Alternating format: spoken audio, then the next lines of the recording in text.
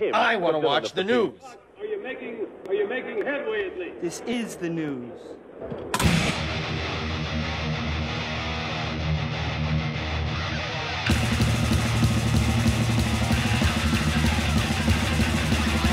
Schmack-a-magab, it's time for the only news that matters.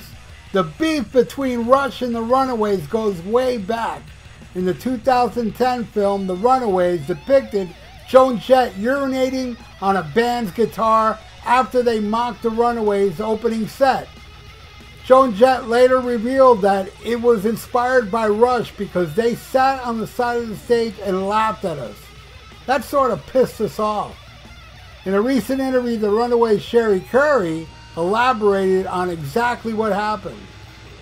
The Runaways were opening for Rush in Detroit in February of 1977, and here's what Currie told The Metal Voice.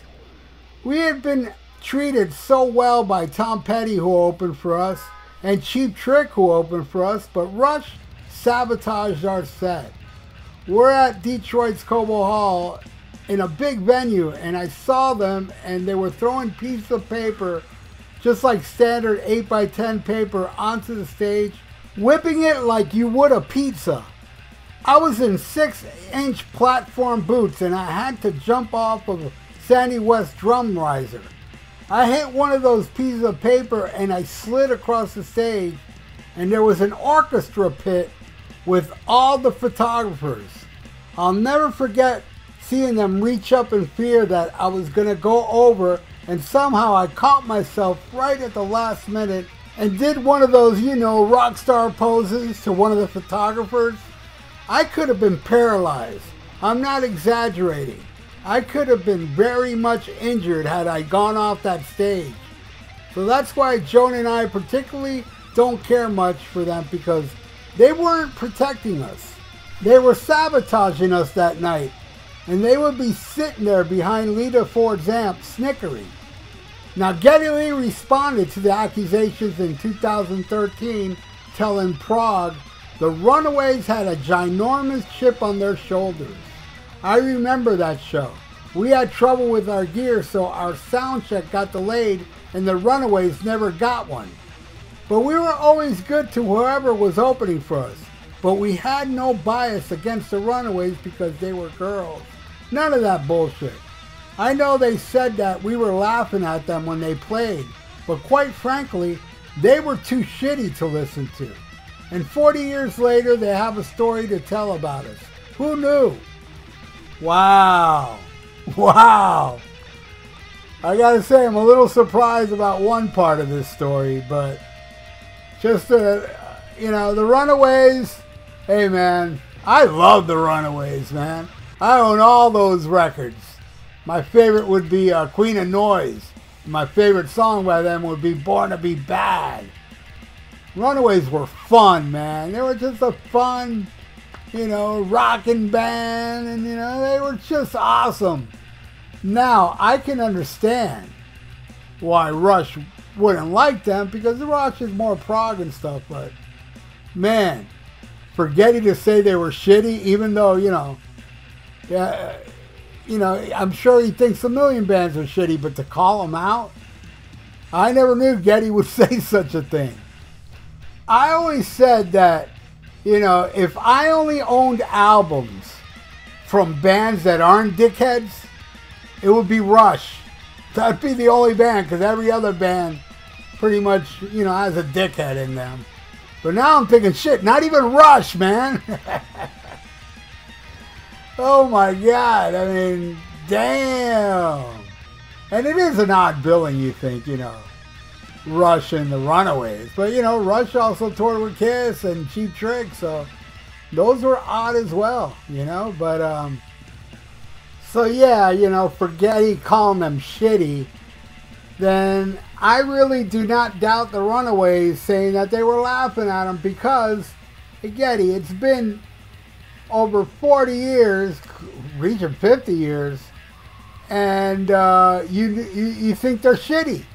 So therefore, you must have laughed at them, you know, back then. But boy, what an attitude that Geddy's got, right? But, you know, I mean, they're master class musicians. So when they see a band like the Runaways play, yeah, I guess they would laugh because, you know, they suck at technical guitar and drums and playing, whatever, what have you. But one of my favorite albums of all time, and I would say I love Rush. But I love Nevermind the Bollocks from the Sex Pistols over any Rush album.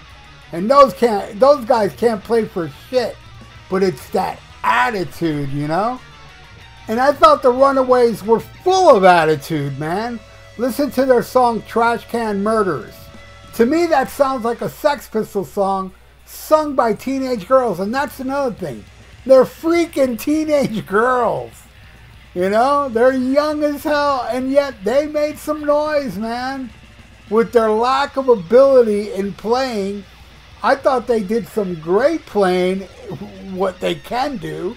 And there was some damn fun songs, man. They're a fun band.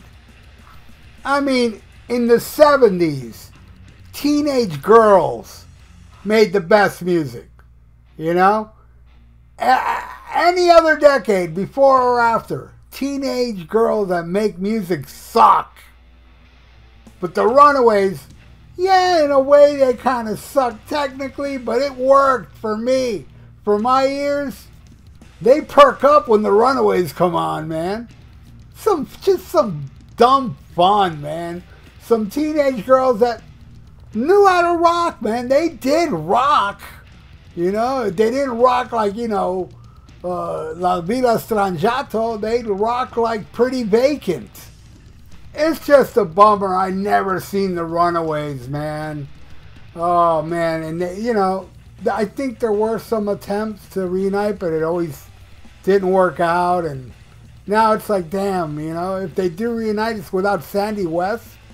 No, Sandy West needs to be there, man. You know, that's the reunion of the Runaways I would love to see, man. They were fun. They were great, but, you know, they were swallowed alive.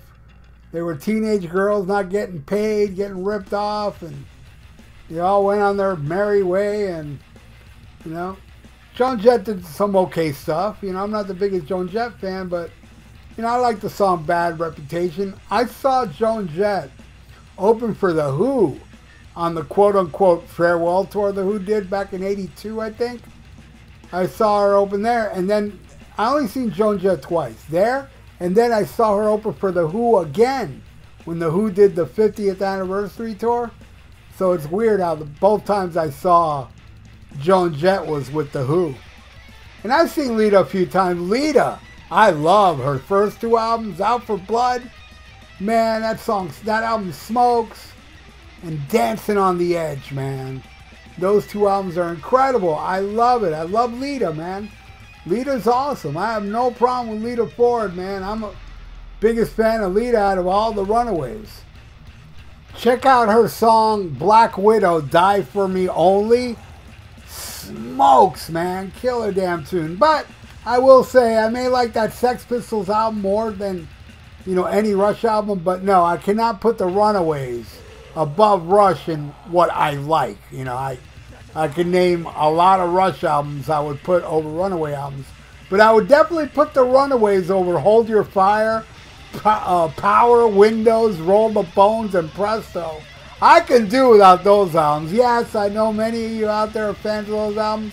I prefer the Runaways over those albums. Those albums, you know, Grace Under Pressure was cool, and then Counterparts.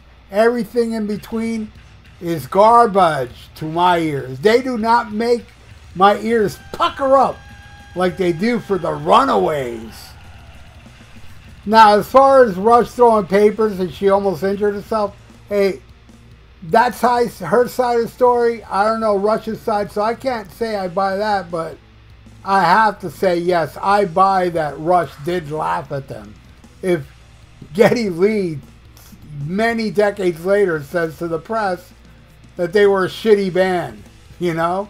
Come on, you must have laughed at them, and they caught you laughing. You just don't remember. But anyway, what do you all think of this, man? Leave it in the comments below. And thank you for watching The Only News That Matters. Please subscribe to my channel if you haven't. and ring that little notification bell. I would totally appreciate that. And like the video. It's good for the YouTube algorithms. So stay frosty. Listen to Black Sabbath and smack 'em a gob. Farewell and adieu to you fair Spanish ladies. Farewell and adieu, you ladies of Spain. For we've received orders for to sail back to Boston. And so never more shall we see you again.